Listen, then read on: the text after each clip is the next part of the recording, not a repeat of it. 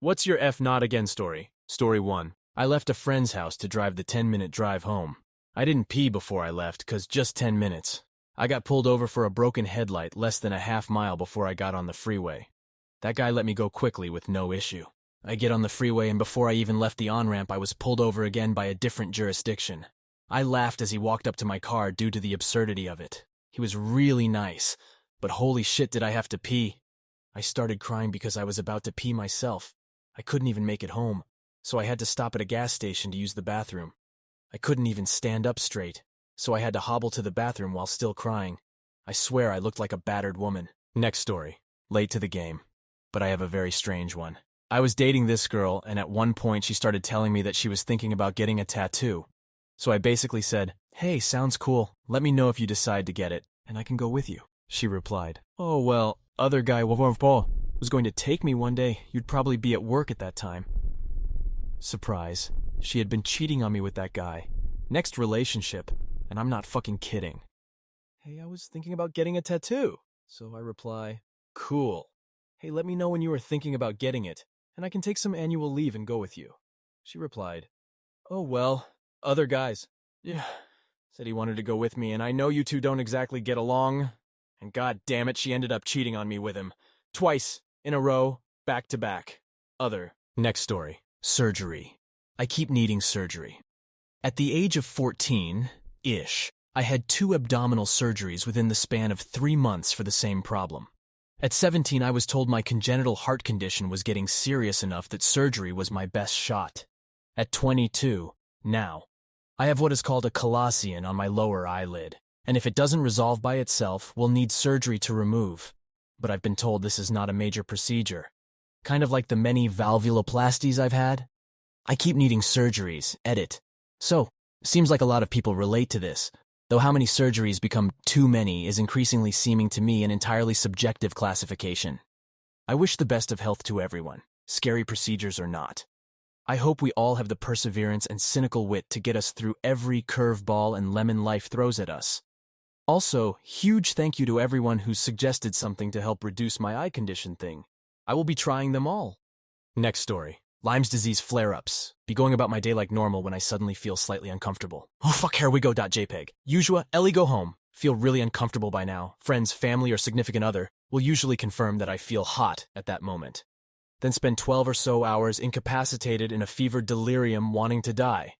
Wake up and spend a day recovering, and I'm fine for another 6 months or so. The lesson here, don't go outside in New England. Next story. My fiancé and I were backpacking through Europe. I'm a sales rep, and she is an operations manager, which means I am the pretty face and she is the brains of the operation. For some reason, the logistics of the trip fell on my shoulders. We were traveling from Linz, Austria to Munich on a train, but there was some girl with her infant children in our seats. We are nice people and speak very little German, so we didn't say anything. A few minutes later, we were reviewing our itinerary for the next 15 days. Rami, my fiancé, realized that we were a whole day early and we were on the wrong train. We explained it to the lady who checked tickets, who just chuckled. But my fiancé was not happy. We reorganized the trip and spent an extra day in Munich. We called the hostel and scheduled an early arrival. Flash forward. Munich, Oder Pragrad. Munich, Turer, Venice, Savoie, Vienna. Flying out of Vienna, we get to the airport and our passports don't scan. Panic immediately sets in. Run to the counter saying, "Not again, not again, not again." The nice lady behind the counter looks through the itinerary. We were a day late, and we had to spend an extra $600 USD to fly back to London and spent the night in Vienna. Needless to say, I am never in charge of the itinerary again. Next story. Little Makatako 13 is about 8 or 9 with his family at Disneyland having an incredible time. Gets to meet his idol Buzz Lightyear, eat a disturbing amount of cotton candy, and generally do what 8-year-olds do at Disneyland. Finally decide to go on It's a Small World, because what could possibly be more innocent? Everything is going fine until the ride stops. For 4 hours. Now you might be thinking it's okay, he can spend time with his family and sit there or something. But what you didn't realize is the song and the animatronics don't stop. They keep playing the exact same song on loop for 4 hours. Finally get off the ride and go home, because having that song drilled into my head is enough for the day. A few years later, go to Disney again with my mom, go to It's a Small World again and joke about getting stuck. This time it was only 2 hours. years and years later, go to Disneyland with my girlfriend at the time, and she really, really wants to go.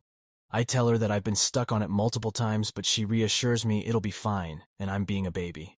3 hours later, I'm a full-grown man nearly crying with my girlfriend consoling me, stuck on the same ride. Never again.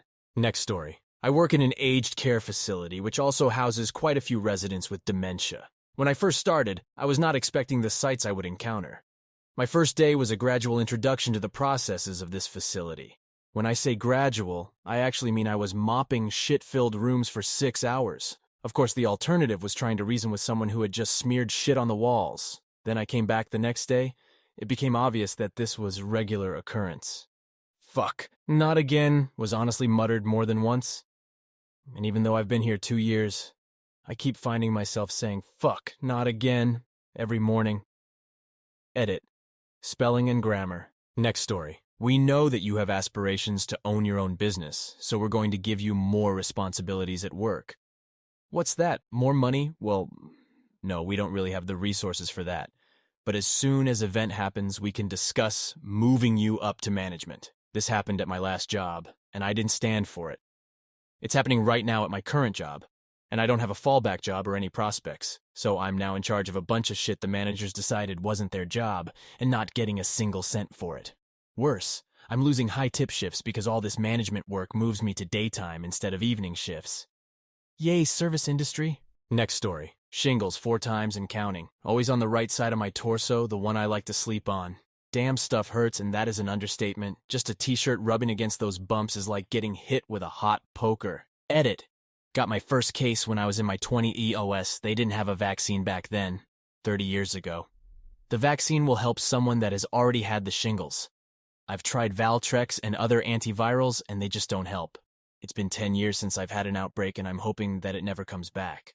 Also, I'm getting a lot of replies from younger people age 8, 30, that have been diagnosed with shingles, hoping that with everyone that gets the chickenpox vaccine, shingles becomes a thing of the past. Next story. Sent an email to a couple of the professors at my university, the main purpose of which was an attached file.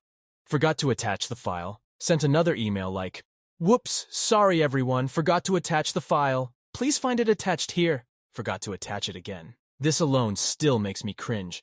But as if this wasn't enough, a few months ago I started working with one of these professors as an assistant to a major conference he's organizing for next year. It was up to me to send out the call for papers email to the 300+ people on our mailing list. Guess what happened again?